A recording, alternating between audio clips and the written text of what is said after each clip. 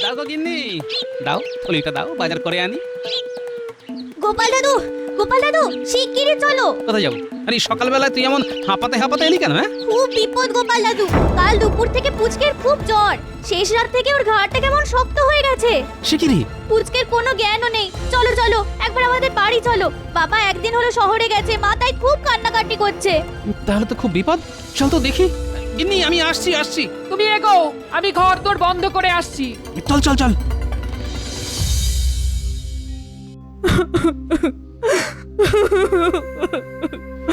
ও পুচকে, চোখ খোল বাবা, একবার চোখ খোল।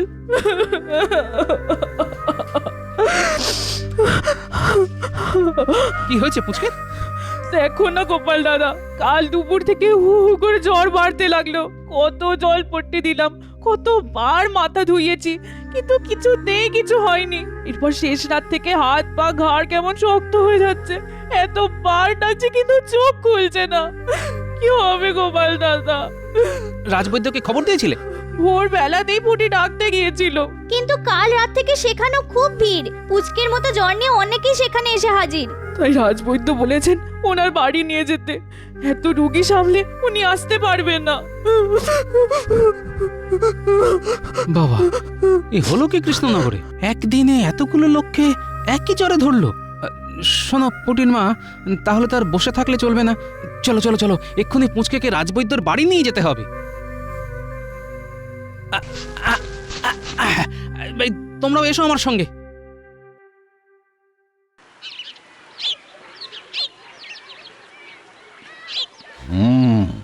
বাড়ির লোক কে আছো? শোনো, এই বটিকাটা দিয়ে দিলাম, কেমন? 1 ঘন্টা অন্তর অন্তর এই একটা করে খাওয়াবে, আর কেমন থাকে সেটা কাল এসে খবর দেবে, ঠিক আছে? পরের রুগীকে নিয়ে এসো। বাবা, এত ভিড়, এতে যেন মহামারী। কি ব্যাপার গোপাল? দেখো না রাজবৈদ্য, কাল দুপুর থেকে আমাদের পুচকের ধুম জ্বর। হ্যাঁ হ্যাঁ হ্যাঁ, বুঝতে পেরেছি। ওর দিদি পুটি তো সকালবেলাতেই আমার কাছে এসেছিল, কিন্তু কি করব বলো, দেখতেই তো পাচ্ছ আমার এখানে এত রুগীর চাপ, তাই তো আমি। হ্যাঁ হ্যাঁ, আমিও তো সেই জন্য পুচকেকে তোমার কাছে নিয়ে এলাম। দাও দাও, এই সামনের এই মাদুরটাতে ওকে শুইয়ে দাও। হ্যাঁ, শুইয়ে দাও।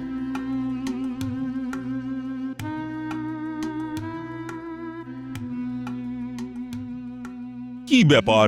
গোপাল না হয় রোজ রাজসভায় আসতে দেরি করে, কিন্তু রাজবৈদ্যের আজ আবার কি হলো? এদিকে রাজসভা তো শেষ হতে চলল। কি আবার হবে মহারাজ? আসলে আমার মনে হয় গোপালের হাওয়া রাজবৈদ্যের গায়েতেও লেগেছে, তাই কাজে ফাঁকি দিতে শুরু করেছে। তাই নাকি মন্ত্রী মশাই? আপনি কি জানেন কাল থেকে অনেক লোক অজানা এক জ্বরে কাহিল হয়ে পড়েছে? দলে দলে লোক এসে রাজবৈদ্যর বাড়িতে হত্যে দিয়ে পড়ে আছে। কি বলছো কি গোপাল? হ্যাঁ মহারাজ, খাওয়া নাওয়া সব ছেড়ে রাজবৈদ্য একলা হাতে সবকিছু সামাল দিয়ে যাচ্ছে।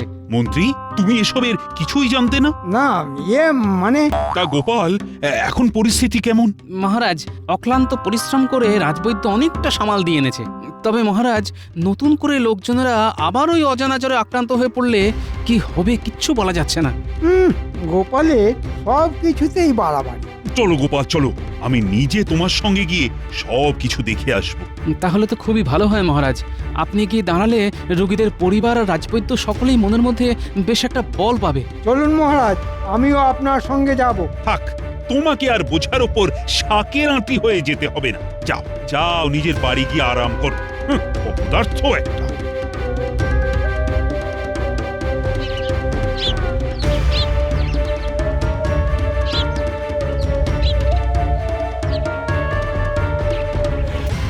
কিরে কিরে দাদু ভাই, এখন কেমন লাগছে? গোপাল দাদু কোথায়? এই তোর মতো অনেকেই তো জ্বর নিয়ে রাজবৈদ্যর বাড়ি গেছে। তোদের দাদু তাই সেখানেই থেকে গেছে। নে পুচকে, এই ওষুধটা খেয়ে নে। আমার খুব খিদে পাচ্ছে, আমি মাছের ঝোল দিয়ে একটু ভাত খাবো। খাবি দাদা, খাবি। সোনা মুখ করে আজকের দিনটা দুধ সাবু আর ওষুধ খেয়ে নে। জ্বর একেবারে ছেড়ে গেলে কাল তোর দাদুকে বাজার পাঠিয়ে আমি নিজের হাতে তোর জন্যে মাগুর মাছের ঝোল রেঁধে নিয়ে আসবো। হ্যাঁ, শুনলি তো, তোর দিদা মাগুর মাছের ঝোল রেঁধে নিয়ে আসবে, আর সেইটা খেতে গেলে জ্বরটা তো পুরোপুরি সারিয়ে ফেলতে হবে। আর তার জন্য কি করতে হবে? আবার ওষুধ খেতে হবে? খেতে তো হবেই দাদা। দাও দাও পুটির মা, ওষুধটা খাইয়ে দাও তো দেখি।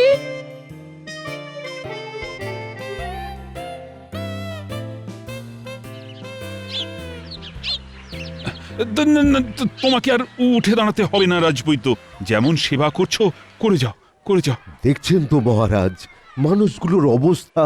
হ্যাঁ, আরে গোপাল আমাকে সব বললো বলেই তো ছুটে এসেছি। কিন্তু এই চড়া রোদের মধ্যে জ্বরে আক্রান্ত মানুষগুলো যদি এভাবে অপেক্ষা করতে থাকে, তাহলে তো ওদের গায়ের উত্তাপ আরো বেড়ে যাবে। কি করব মহারাজ, আমার ছোট বাড়ি, দুখানা মাত্র ঘর, কোথায় এদের রাখবো বলুন তো? তাই এই খোলা উঠোনই একমাত্র ভরসা। আসলে আসলে সত্যি কথা বলতে কি, এদের এভাবে এই চড়া রোদের মধ্যে বসিয়ে রাখতে আমিও চাইনি মহারাজ, কিন্তু কিন্তু আমি নিরুপায়। বুঝতে পেরেছি, বুঝতে পেরেছি। ঠিক আছে, তুমি নিজের কাজ করো। আচ্ছা মহারাজ, এই বলছিলাম যে রাজবাড়ির একতলায় তো অনেক ঘর, তা সেখানেই তো এদের নিয়ে গিয়ে সেবা শুশ্রূষা করা যায়। তাহলে তো খুব ভালো হয় মহারাজ। সেটাই করো তাহলে। রাজবাড়ি থেকে গাড়ি এনে এদের সকলকে আপাতত রাজবাড়িতে নিয়ে তোলো। আমি এক্ষুনি সব বন্দোবস্ত করে ফেলছি মহারাজ।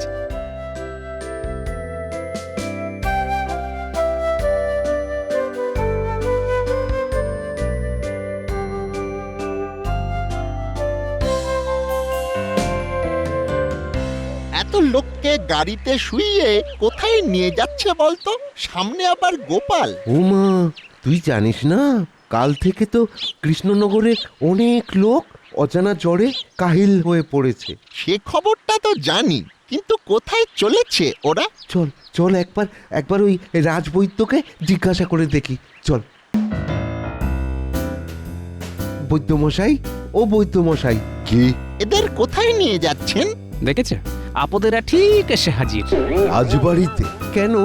বহু লোক একসঙ্গে এসে পড়েছে তো, আমার বাড়িতে তো জায়গা নেই, তাই এই রাজবাড়িতেই নিয়ে যাচ্ছি।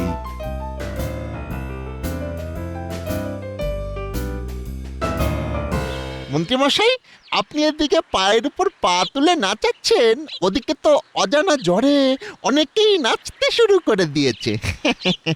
হ্যাঁ, টেকো গোপাল রাজসভায় এসে বলছিল বটে, কিন্তু আমি অতটা পাত্তা দিইনি। আজ জ্বর হয়েছে, কাল ছেড়ে যাবে।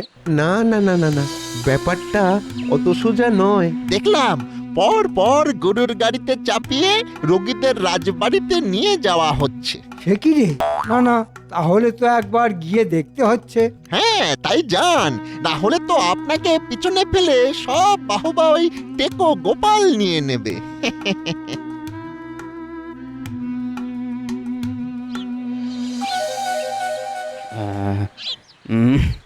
একটু জল জল। তেষ্টা পেয়েছে? দাঁড়া, আনছি। দাঁড়াও গোপাল, দাঁড়াও দাঁড়াও, আমি দিচ্ছি। এই নিন। আপনি আমাকে জল দিচ্ছেন? ওরে, কেন দেবেন না? রানীমা যেমন একদিকে মহারানী, তেমন আমাদের সকলের মা রে। গোপাল তো দেখছি রানীমাকে খুব তোষামোদ করছে। মহারাজ, এসব কি শুনছি? তা চোখের সামনেই তো দেখতে পাচ্ছ। হ্যাঁ, সে তো দেখতেই পাচ্ছি, কিন্তু এদের রাজবাড়িতে এনে তোলা হলো কেন? তাহলে কোথায় তোলা হবে? আসলে ঠাঠা রোদের মধ্যে থাকতে থাকতে এরা আরো বেশি করে অসুস্থ হয়ে পড়তে পারত, তাই এই গোপালের কথা মতো এদের রাজবাড়িতে এনে তোলা হলো। এটা কিন্তু খুব খারাপ হলো। ঘুম করে সাধারণ প্রজাদের রাজবাড়িতে আনা কিন্তু খুব অন্যায় হলো। আরে বাবা, রাজবাড়ি তো আর ধর্মশালা নয় যে যাকে তাকে আশ্রয় দিতে হবে। কি রাজবাড়ি করছো বলো তো? মনে রাখবে, সাধারণ প্রজারা আছে বলেই রাজা আছে, আর রাজা আছে বলেই তো রাজবাড়ি। তা বিপদে আপদে এরা রাজবাড়িতে আশ্রয় পাবে না তো কোথায় পাবে? তোমার বাড়ি। না, মানে তাই কাজের সময় অযথা ফুট না কেটে নিজের কাজে যাও। ব্যাস। খুব বড় রকমের একটা ভাড়া কাটলো। সে তো বটেই। ঠিক সময় মতো হাল না ধরলে অজানা ওই জ্বর কিন্তু মহামারীর আকার নিতে পারত। তবে আজ যে আপনি চিন্তামুক্ত, তার সব কৃতিত্বই কিন্তু আমাদের রাজবৈদ্যের। দিন রাত এক করে শুধু চিকিৎসা করে গেছে। হ্যাঁ, সে তো বটেই। তবে আমি একটা অন্য কথা ভাবছি। কি কথা মহারাজ? ভাবছি ভবিষ্যতে যদি আবার এইরকম একসাথে অনেক লোক অসুস্থ হয়ে পড়ে, তাহলে তারা একসাথে থাকবে কোথায়, আর চিকিৎসাই বা পাবে কি করে? আমিও সেই কথাই ভেবেছি। বারবার তো আর সকলকে রাজবাড়িতে এনে তোলা যায় না। তাহলে একটা কাজ তো করা যেতেই পারে মহারাজ। কি কাজ? কৃষ্ণনগরে একটা স্বাস্থ্য কেন্দ্র গড়ে তুললে কেমন হয়? ধরুন কটা ঘর, তাতে কিছু শয্যা থাকবে। বাহ বাহ, অসুস্থ মানুষেরা সেখানে আশ্রয় পাবে। ওষুধ, সেবা, পথ্য, শুশ্রূষা সবই পাবে একই ছাদের তলায়। এর থেকে ভালো আর কিছু হতেই পারে না গোপাল। আর আমার বাবার নামে এই স্বাস্থ্য কেন্দ্রের নাম দেব রঘুরাম রায় স্বাস্থ্য কেন্দ্র। নাও গোপাল, নাও, কাল থেকেই একটা ভালো জমি দেখে এই স্বাস্থ্য কেন্দ্রের কাজ শুরু করে দাও। কিন্তু স্বাস্থ্য কেন্দ্র তৈরি করতে তো বিস্তর খরচ লাগবে। যা লাগবে রাজকোষ থেকে দেওয়া হবে। কিন্তু পরের মাসেই যে নবাবকে খাজনা দিতে হবে, তাই এখনই রাজকোষ থেকে অনেক টাকা খরচ করে দিলে খাজনা দেবেন কি করে? সেটাও একটা সমস্যা বটে।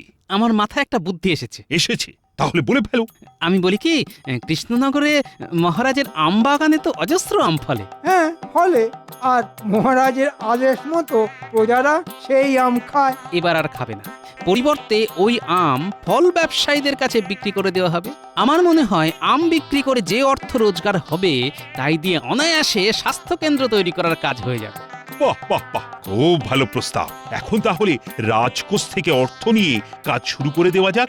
পরে আম বিক্রির টাকা দিয়ে রাজকোষের ঘাটতি পূরণ করে দেওয়া যাবে। কিন্তু মহারাজ, প্রজারা এতদিন বিনা পয়সায় ওই সব ভালো ভালো মিষ্টি আম খেয়ে এসেছে। এবার যদি খেতে না পায়, তাহলে তো বিদ্রোহ করতে পারে। ওটা চিন্তা করবে না মন্ত্রী মশাই, ওদের বোঝানোর দায়িত্বটা না হয় আমিই নিলাম। ঠিক আছে। আচ্ছা মহারাজ, আমি কি ফল বিক্রেতাদের সাথে কথা বলবো? না না না না, সেটা আমি নিজে বলবো। যা, তাহলে তো 2 পয়সা রোজগারের পথ বন্ধ হয়ে গেল। তাহলে স্বাস্থ্য কেন্দ্র বানানোর দায়িত্বটা আমাকে দেওয়া হোক। না, ওই দায়িত্ব আমি গোপাল আর রাজবৈদ্যকেই দেব বলে ভাবছি। আমি তাহলে কি করব? এতদিন ধরে যা করে এসেছো তাই করবে, খাবে আর ঘুমোবে। অপদার্থ একটা।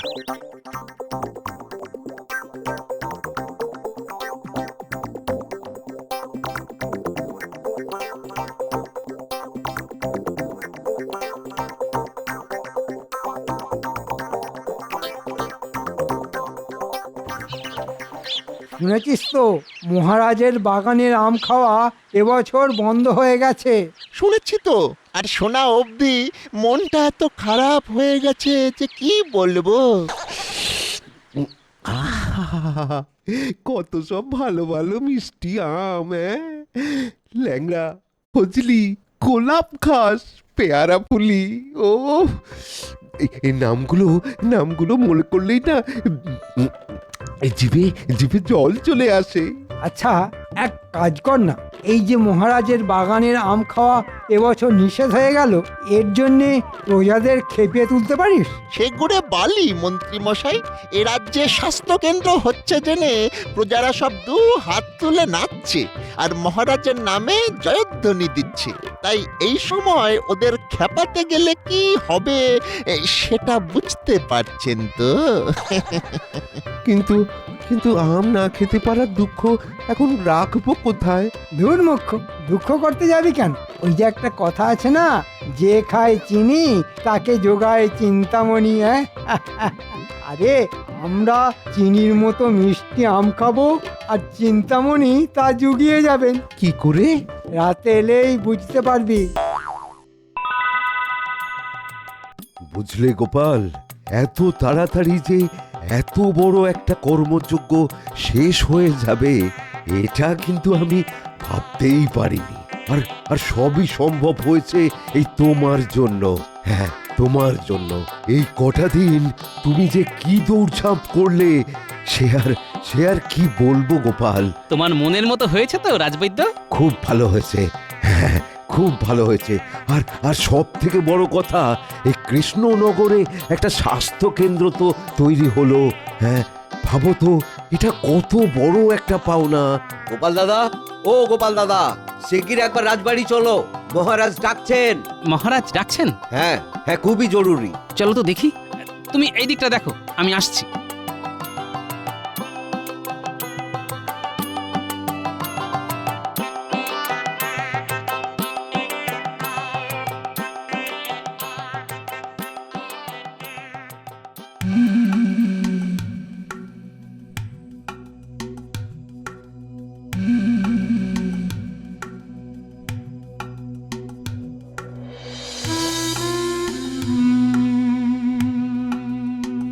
কি ব্যাপার মহারাজ, হঠাৎ জরুরি তলব কেন? দেখো না কি মুশকিলে পড়েছি। এই পাইকারি ফল বিক্রেতা এসে বলছে যে গাছের অনেক আম নাকি চুরি হয়ে যাচ্ছে। সে কি? হ্যাঁ গোপাল দাদা, বাগানের সব গাছের আম দেখে দর দিয়েছিলাম, কিন্তু এখন পারতে এসে দেখি অনেক গাছেই আম কম। এভাবে চলতে থাকলে চুক্তি অনুযায়ী আমি কি করে দাম দেব বলো তো? আমার যে অনেক ক্ষতি হয়ে যাবে গোপাল দাদা। আম চুরি হয়ে যাচ্ছে? কিন্তু আমি তো এ রাজ্যের সকলকে বলে দিয়েছিলাম এবছর আম গাছ থেকে কেউ যেন আম না পারে। আমার কথায় সকলে রাজিও হয়েছিল। আর তবুও চুরি যাচ্ছে, আর গাছে উঠে কেউ বা কারা আম খেয়ে যাচ্ছে, এ ব্যাপারে আমি নিশ্চিত। কি করে বুঝলে? হ্যাঁ হ্যাঁ, আমি গাছের নিচে আমের খোসা আর আমের আঁটি পড়ে থাকতে দেখেছি। আচ্ছা, হনুমান বা বাদুরও তো খেয়ে যেতে পারে। না গোপাল দাদা, হনুমান বা বাদুড়ে খেলে তো এত পরিপাটি করে খেত না। আমের খোসা আর আঁটি দেখলেই বুঝতে পারবে খুব পরিপাটি করে খাওয়া, মানে যাকে বলে মানুষে খেয়ে যাচ্ছে। ঠিক আছে, চিন্তা করো না, আর যাতে আম চুরি না হয় সেটা আমি দেখছি। হ্যাঁ হ্যাঁ হ্যাঁ, তাই দেখো, না হলে পুরো টাকা দিয়ে কম আম নেওয়া আমার পক্ষে সম্ভব নয়। তাহলে আমি এখন আসি মহারাজ। হ্যাঁ হ্যাঁ, এসো এসো এসো। ও গোপাল, কিছু একটা ব্যবস্থা করে আম চুরি বন্ধ করো, না হলে আমওয়ালারা যদি বিগড়ে গিয়ে আম নিতে না চায়, তাহলে আম বিক্রি টাকা দিয়ে রাজকোষের ঘাটতি পূরণ হবে কি করে? আর ঘাটতি পূরণ না হলে নবাবের খাজনাই বা দেব কি করে? কথা দিচ্ছি মহারাজ, আজ রাতের মধ্যেই আম চোরকে ধরব। গুলটে, এই গুলটে। কি গো গোপাল দাদু, হঠাৎ ডাকছো কেন? শোন, তোর সঙ্গে আমার কিছু কথা আছে। কথা? হ্যাঁ, আমার সঙ্গে আয়, পুটিকেও ডেকে নিতে হবে।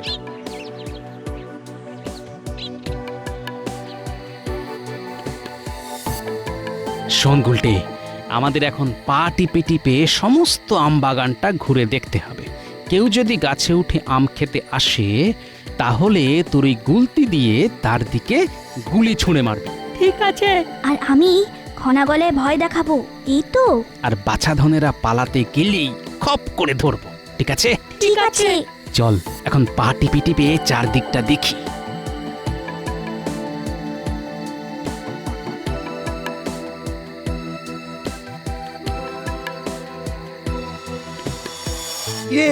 কি হলো? শুধু কি নিজেরাই খেয়ে যাবি? আরে আমার দিকে টপাটপ করে ফেল। আস্তে মন্ত্রী মশাই, আস্তে, কেউ শুনতে পাবে। এই তো এতগুলো দিলাম, এর মধ্যেই খেয়ে ফেললেন। আরে হতভাগা, আম খাবার জন্যই তো এত রাতে ভূতের মতো আম বাগানে এসেছিলে। দে দে, আরো দে। তাহলে চোর আমাদের নাগালের মধ্যে। নে গুলটে, চালা গুলতি। এই কেড়ে? আমরা আম বাগানের ভূত। হতচ্ছাড়া, রাতের বেলা চুরি করে আম খেতে এসেছিস? এমন ঘাড় মোটকে দেব না। ওরে বাবা, বাবা, রাম রাম রাম রাম রাম রাম রাম। ওরে বাবা রে। কি হলো মন্ত্রী মশাই? কি বুবু করছেন বলুন তো? ওরে হতভাগা, ভূত এসে আমায় ঘিরে ধরেছে। ওরে বাবা, ওরে বাবা। ভূত? ঘটারে, গাছের ওপর থেকে লাফ মার। ওরে হতভাগা, বেঁচে বেঁচে সেই আমার ঘাড়েই পড়লি। ওরে আমার ঘাটটা যে হঠাৎ করে মহাত হয়ে গেল রে। ওরে ওরে মারে, ওরে। দাদু, এ তো আমাদের মন্ত্রী মশাই গো। মনে হচ্ছে ঘাড়টা মোটকে গেছে। ভূতের ঘাড়ে ভূত পড়ে ভূতের ঘাড় মোটকে দিয়েছে। এসব তাহলে আমাদের মহামান্য মন্ত্রীমশাইয়ের কাজ, হ্যাঁ? যা তোরা দৌড়ে গিয়ে মহারাজকে খবর দে। ওরে বাবা ঘরে কি যন্ত্রণা! আহ আপনার ঘাড়ের যা অবস্থা তাতে বেশ কিছুদিন এই স্বাস্থ্য কেন্দ্রের বিছানায় শুয়ে থাকতে হবে। একে বলে যেমন কর্ম তেমন ফল। ছি ছি মন্ত্রী, শেষকালে রাতের অন্ধকারে আম চুরি করে খাচ্ছিলে। ভুল হয়ে গেছে মহারাজ। ও রাজবৈদ্য, একটু তাড়াতাড়ি সারিয়ে দাও না ভাই। একেবারে না, তোমার মতো পাজি লোকের যোগ্য শাস্তি হয়েছে। এতে কিন্তু একটা লাভও হয়েছে মহারাজ। লাভ? কিসের লাভ? আগে আজকেই তো স্বাস্থ্য কেন্দ্রের উদ্বোধন হওয়ার কথা ছিল, তা একেবারে রোগী শুদ্ধ উদ্বোধন। এটা কি কম কথা মহারাজ? আমরাও স্বাস্থ্য কেন্দ্রে ভর্তি হতে চাই। গাছ থেকে পড়ে উড়ি বাবা, গাছ থেকে পড়ে গিয়ে দুজনেরই মনে হয় গোড়ালির হাড় ভেঙে গেছে। বাহ বাহ বাহ বাহ, কি সৌভাগ্য আমাদের! হ্যাঁ? একটা নয়, দুটো নয়, একেবারে তিনটে মুমূর্ষু রোগী দিয়ে উদ্বোধন হবে। হ্যাঁ? এ কি চারটিখানি কথা? আর সেরে ওঠার পর বুঝতে পারবে প্রহারেণ ধনঞ্জয় কাকে বলে। না ভাই,